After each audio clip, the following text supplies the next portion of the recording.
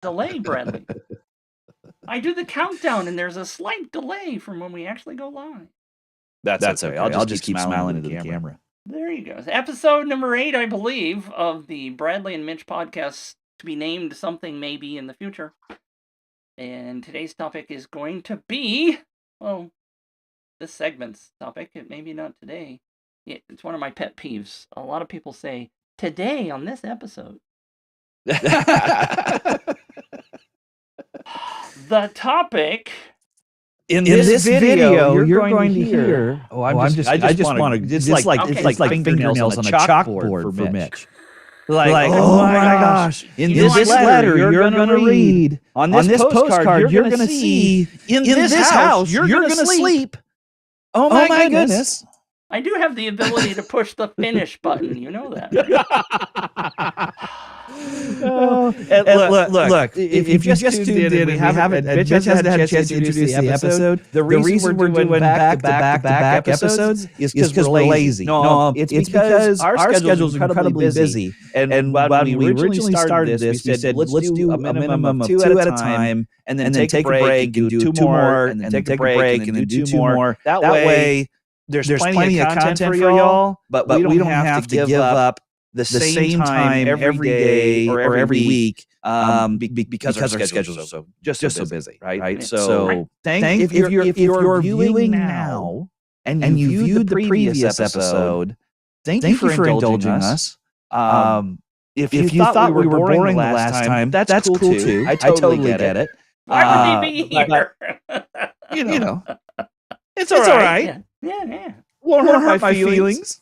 And we are broadcasting live. For those of you who may be watching these later, we did go live, and we're testing out the streaming capabilities. So there may be some comments that pop in. You are welcome to comment if you are here watching live. Yep.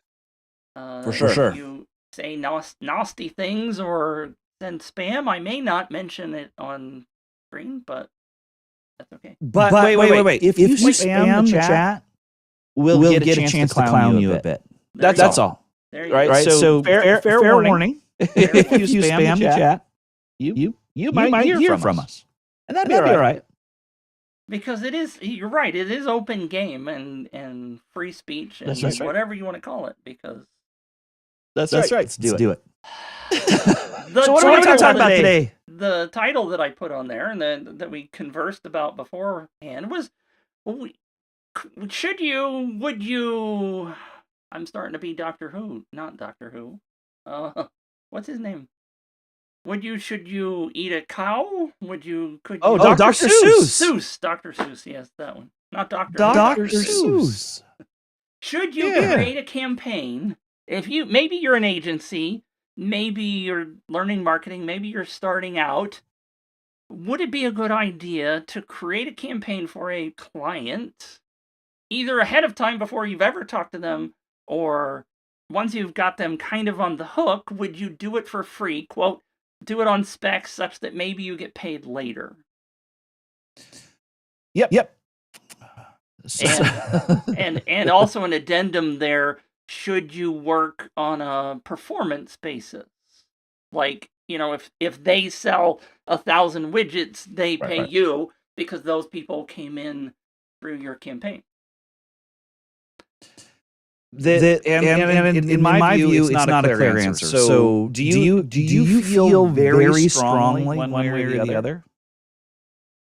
I have learned several things along the way. Let's talk about that.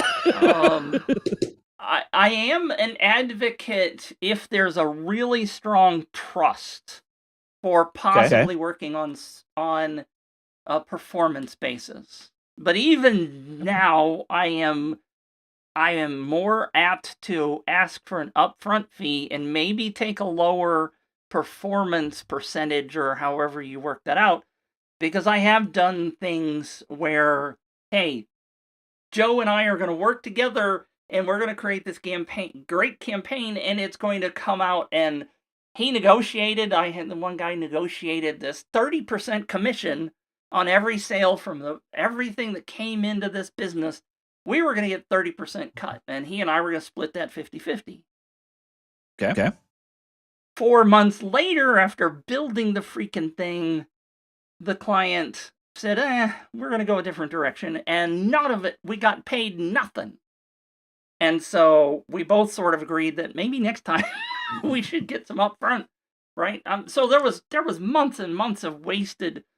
Now, we all obviously have the ability to now take that knowledge, that learning, and do something with it. Build a better campaign for the next client or whatever. It was not totally wasted, but that lesson I have learned over and over, even with single clients where I've said, I'm going to build the campaign. At the end, you will pay me this amount. And they end up not paying me. And so I'm a big advocate of getting 50% up front and 50% when you finish the campaign. Makes total sense. Most of my consulting, I will ask for a non-refundable campaign setup fee and then a maintenance fee on top of that. If there is a back-end funnel where they're making money off of it, we might negotiate a portion of the sales depending on a few factors. So I was going to try to pull up a diagram that I think might be interesting. It might just be kind of bogus altogether, but let me try to do this. I'm going to try to share my screen. For those of you tuning in, we have not done this part before. Yeah, we haven't. We're flying by the seat of our pants. Yeah. So can you see what's on my screen? I see it in. I have to do something to make it appear, and then I have to make the overlay go away because that's a little obnoxious. Oops, that didn't work. How about I do it? Well, the overlay went away. Hey, there you go. Okay. There you go. So this is the way I view marketing campaigns, or really any campaign that we're doing for business, marketing and advertising.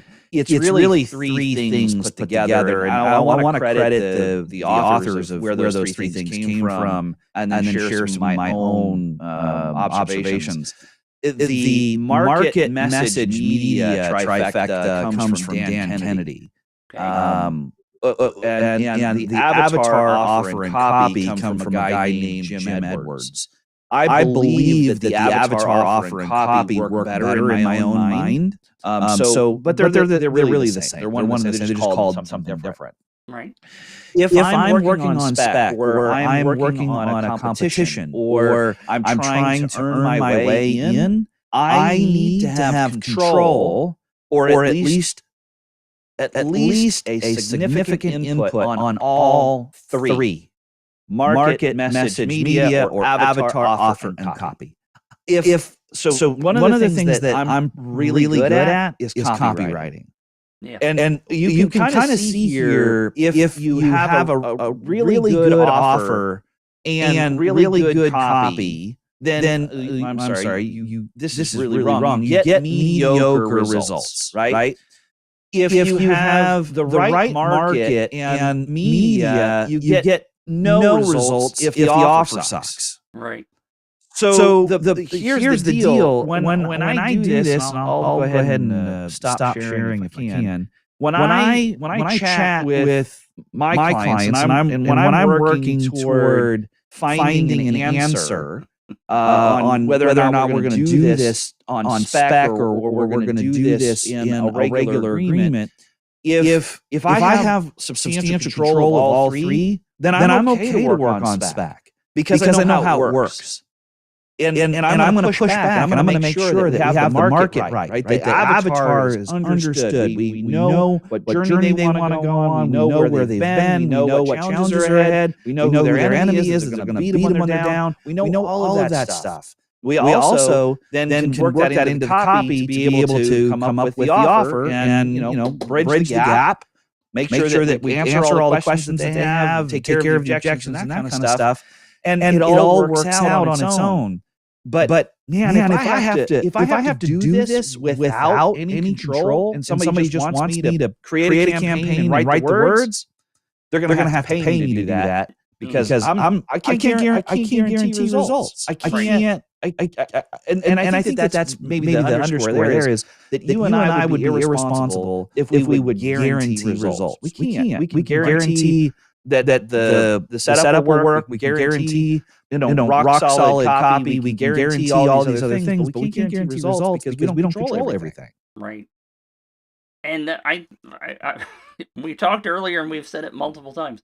The amount of learning that's going on between you and me. Because we've come across things differently. We've grown into this position very differently. And I'm sitting here going, I almost have goosebumps, because one of the biggest struggles I've ever had with working with clients is I want to guarantee that they're going to get results. They want me to be able to say, here's how many leads you're going to get. And I always go, I don't have a clue, because now that I think about it, you and the mentors that you borrowed that from are exactly right on, because I did not control those things. And I can guarantee you, in many cases, the client didn't understand the avatar. They know their product sells, maybe, but when you ask them, who are you trying to sell it to, and can you explain that in the kind of detail that I know you love about avatars, I can't make a good campaign if I don't know who the target is, and I can't tell you whether the offer is going to work if I don't really understand the avatar. And the light bulbs are just going off over here like crazy. So I'm like, now I get it. Because I wasn't controlling those things.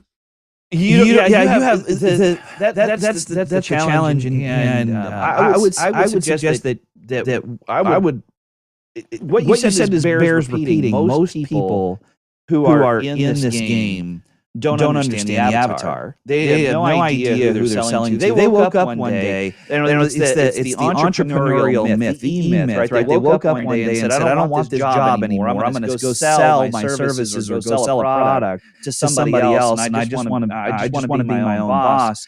And really all they're doing is saying, hey, I know how to do one thing. I can solve a specific problem, and I'm just going to go sell a solution. They have no idea who they're talking to. They have no idea what's in it for them. They don't know how to get over that hurdle. And then they call you and me, and they say they have more money than brains generally.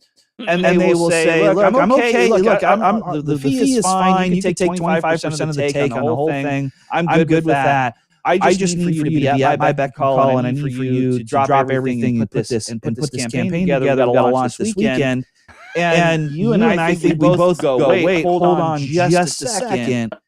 Do you even know what you're doing? I mean, I appreciate you want to throw money at me, but the one and done thing is going to be really expensive for me. I'm going to sacrifice my opportunity to work with a repeat customer. I'm going to sacrifice my reputation, and you want to throw money at me. I know you think it solves your problem, but it doesn't. Just because you wrote me a check, the problem's not solved.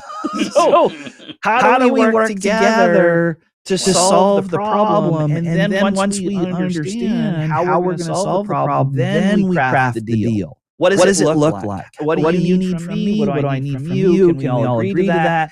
And then you know the value of the services I provide. I understand the product and what you're trying to sell to who you're trying to sell to. Maybe there's a deal in there. But wow, to do it on spec out of the middle of nowhere, just imagine you're going to have some really great results. Yeah, it's nuts. It's absolute nuts. See, you've just explained to me why I don't want to work with clients anymore. Because in the past, I've not had those things. And it scares me. And they do call and they say, well, I am launching this campaign come hell or high water next Tuesday. That's right. Wait a minute. You want me to drop everything from? To do this for you because you put it off? Right. Yeah. And they don't have those pieces in place. And I'm like, no, I can't do that anymore. I can't. I've stressed out over that too many times and had too many failures. Yeah, and one of the things that this audience it may resonate with, just because we're really focusing on entrepreneurs. Some entrepreneurs, either they get a little bit of money on the side through affiliate programs, or that's where they start, or that's kind of where they want to be, right? Somebody told them that one day they can sell somebody else's product and take 50% home, and they think that's a really cool model. This is the same challenge for you. If you're trying to promote somebody else's product, you don't have control over the product. You don't have control over the service. You don't have control over the market and how they present it to the market. And all you can do is try to influence the people that are in a specific market to take your word over somebody else's. So it's not as simple as everyone thinks it is, and it's unfair to imagine that you could just sort of send traffic to a particular opt-in page, whether it's your own stuff or somebody else's, and all of a sudden have results. There is a lot that happens behind the scenes, and it's also, I think, one of the reasons why you find service providers like us that specialize in a very kind of narrow market, because that's what we understand, and we would be crazy to try to learn another market and feel like we could actually get results. It's nuts. Yeah. And there are so many people that are willing to do the make it or break it, the fake it till you make it. That's the phrase I was looking for. Right. Yep. And I've been there. I mean, I'm starting out. I'm like, I don't know that I necessarily know how to do this, so I'll charge you less. Right. And bam, right? Off we go. Yeah. And learn along the way. Yep. Do you typically do either proposals or contracts with your client? I do both. So in my proposals, I have a series of phone calls, video chats, or other things before I do a proposal. You can't get into a video chat with me or a phone call with me until you fill out a form, and that form tells me a lot about where you are and what you know and what you don't know, and I don't spend my time with folks who don't have a legitimate business, that don't understand the market. Once we get on the phone and we work through, here's how a campaign works, here's the kind of stuff that I think you need, based on what I'm hearing from you, let me put together a proposal. So I put together a proposal that just talks about the benefits of the type of campaign that we're talking about using. I then very clear in the very beginning of the proposal of all of the things I'm going to need from them. I do that right up front. So that I put neon lights on it so that they understand this is a team effort. I can't generate everything, and I won't. I don't know enough. So I spell out what specifically I need from them. And then I provide them a service and a cost for each one of the sort of menus, the menu of things that I provide.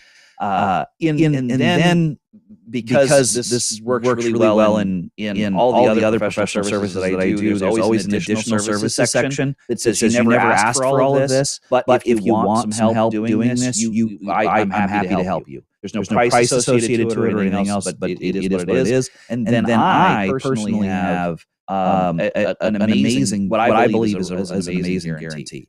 My guarantee is that you pay up front for the setup fee. And after the first month, when I send you an invoice for the maintenance of the campaign, if you're not happy with your campaign, you do not pay that invoice, and you and I go separate ways. That's it. And you have your campaign. It's yours. You can do anything else you want with it. So that's the what I have in my proposal. And then after they accept my proposal, as they're accepting my proposal, there's terms and conditions that are in the contract. Yeah. For sure. Yep. So I'm laughing because my answer to the same question, or to my own question, is I've never done a contract. Okay. And I have done proposals, but because of the way I'm wired, they drive me crazy because I don't like putting them together, and I don't think that the people that I've sent it to read them. They just look, they want to know the bottom line number, And sometimes they look at the section, because I have the section of your responsibilities, and if you don't do these things, we can't finish this. Right. Yeah. They seem to ignore that whole thing. They want to see what I'm going to do. They'll look at the section that says, here's my responsibilities. That's right. Yeah. And so typically I'm more of the kind of guy that well, let's just work together and it'll all work out, which is why I not make as much money as I should have made, because I have these learning experiences where I've done campaigns and nothing's worked out and I've gotten no money out of it other than seat of the pants learning. Yeah, the other thing that's interesting with a proposal is that you start to recognize, even if you don't ask for more money, you recognize what is considered in the industry as scope creep, right? Well, you know what scope creep is because you do software, right? It's where you think you know what the project is, and then as you move down the path of finishing the project, for the audience's sake, you move down the path of finishing the project, and someone deviates from the original goal by adding features or making adjustments that were never anticipated. And that is the fastest way for us as consultants to sort of lose our shorts, is to lose control of the value exchange and the type of work you were going to do and the money that was associated to it. So even if you don't sort of body check your client back to say, hey, look, this is not what was in our scope, you will recognize it because you wrote it down, and you will either include it in the next one where you'll ask the question, do you guys need to do this, or you'll prepare them, say, hey, look, I've had some experiences where we get to this point and y'all make a different decision, and based on that decision, it really dramatically affects how much time and effort I need to put into it, and I have other clients I'm working for. I can't just drop what I'm doing for them and do your stuff for nothing. We've got to figure it out. So it's kind of interesting, but for me, working on spec is fine. Kind of get back to the question, it's fine as long as I have control over the market, the message, and the media. And let me clarify something. I'm sorry, I'm talking over you again. No, it's fine. What, in your mind, what is spec then? So mine on spec is no money up front, with an understanding of payment as a percentage of the results later, or as a way to earn my contract, whether it's through a contest somewhere, right? There might be copywriting contests or like pit two or three vendors against each other and have to do that and compete in that way. That's what I consider spec. Okay, because you just answered my question about proposals and say you require that. When does a proposal fit in a spec process?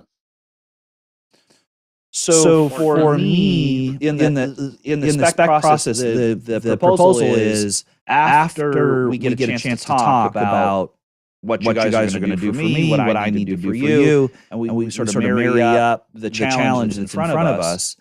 Then the proposal is part of that, and if the proposal, if I'm not getting paid up front, the proposal includes all the items I'm going to do, the control I need, and then the terms and conditions of payment at the end of the campaign. Okay. Yeah. One definition of spec that I have seen, or I've seen people doing, is creating a campaign and then knocking on the business's door saying, look what I got. Would you want me to do this for you? Is that something you would recommend to newbies or other people to do? Not really. So these are fun. These are fun. So I did business coaching for a number of years in North Carolina, and one of the things that was abundantly clear for me is that most business owners have no idea what the functions are of the business that they do. There are sort of 5 primary things that need to be done in every business. 1, marketing and advertising. 2, promotions. 3, sales. for fulfillment and 5 after fulfillment care, right? So marketing and advertising is awareness and sort of brand recognition, but I'm not a brand guy. So really awareness of the problem, the challenge, and of the possible solution. The second is promotion. In my view, and sort of the way I define promotion is try it before you buy it. So if I bring to your awareness that you have this problem and I have a solution, then I want to be able to show you how life would be when you and I interact. The try before you buy. That can happen through a webinar, it can happen through training, it can happen through a phone call. It can happen through what you're talking about. This sort of sample that you have for a similar business. That's the only time I would use what you're talking about. As I would go and create with a client, a real client, that could give me a real testimonial on how it went. I'd create a campaign, and then I would approach similar businesses with that campaign and say, here are the results I got for them. I can't guarantee I'm going to get the same results for you, but let me tell you a little bit about how that went. And that then gives me an opportunity for them to get to know me and does the promotion bit, so that the sale of the exchange of value happens. So that's when I would use it, but I wouldn't just create it out of the blue and imagine that people are going to see it and go, oh, that's so cool. I would create it on purpose with a client, or look, maybe it's my own campaign that works, and then I can take that to a client that's similar to me. Right, that's fine too. But I wouldn't just imagine that you come up with a campaign that's going to hit all of the right buttons and then show it to somebody and say, "See, I solved your problem." It doesn't work that way. But in my view, it doesn't work that way. Shocking. There are a couple of people who are watching. We haven't mentioned this lately. We are recording this for later broadcast, but there are people tuning in live. If all y'all have any questions or any comments, go ahead and pop those in while we're talking. I have a question that I want to ask Bradley to back up a second. But go ahead and pop those in if you're here live. You just said something that kind of maybe sort of confuses me, and it goes back to my fact that I've learned a lot of this through the seat of my pants, maybe. Sure. You said marketing and promotions are two different things. Oh, absolutely. I've always thought of them as the same thing. That part of marketing is promotion. How do you delineate those two? Or say it again. I think it's a semantical difference. A lot of people say, "Hey, I'm going to promote my business," right? I'm trying to get the word out, so to speak. In the vernacular, in most of the sort of business language, there are very distinct functions. Marketing and advertising is a function. The function of marketing and advertising is awareness. And it's specific awareness to people's problem and the solution that you provide. What's interesting about that is that kind of sort of approach depends on how unique your solution is and how painful the problem is, right? So over time, it gets to be a much more sophisticated message, the more bombardment the market has on your solution. If you're starting to get crowded out by other people, you're going to have to come up with unique mechanisms that you do it, and make people aware that the ingredients in yours is completely different than the ingredients in somebody else. That's marketing and advertising. Presenting that message in front of people. Promotion is try before you buy, experience before you write the check. How do you get them to interact with you in a way that builds a bond on the problem that they had, but it's before the sale. It's before asking them or inviting them to buy something. So promotion in our world oftentimes is a platform like this, where people can watch and understand our philosophy, our language, our interaction with one another, and they will gravitate toward Mitch, or they'll gravitate toward Bradley, or they'll gravitate toward somebody completely different. That's completely up to them.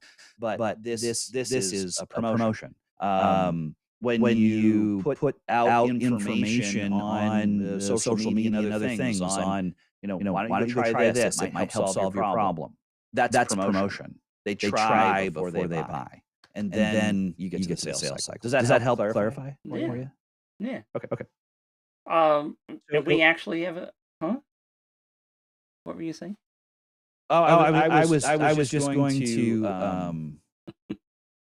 Brent, hi, Brent. Looks like there might be something in the chat box. Did it show you that? You Yeah. were learning. Do you see it on the I'm screen? learning. Yeah. It says there's too much feedback from my mic. I just lowered your mic a little bit, so hopefully that. Okay. So you're in control. I'm not. Yeah. I don't know. Well, over here I'm not peaked. So thank you though, Brent. That's awesome. I appreciate it. yeah. See, we're testing for those of you who are just tuning in. We are testing doing the interview format with a tool called Ecamm. This is the first we've done it, and this is the first time we've done it live, so nobody's given us that feedback. So thank you, Brent. Brent, I've seen you in forever.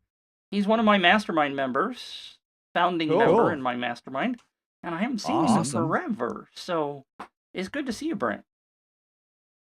That's great. Let me know if that fixed it. I hope we haven't bored you to death, Brent.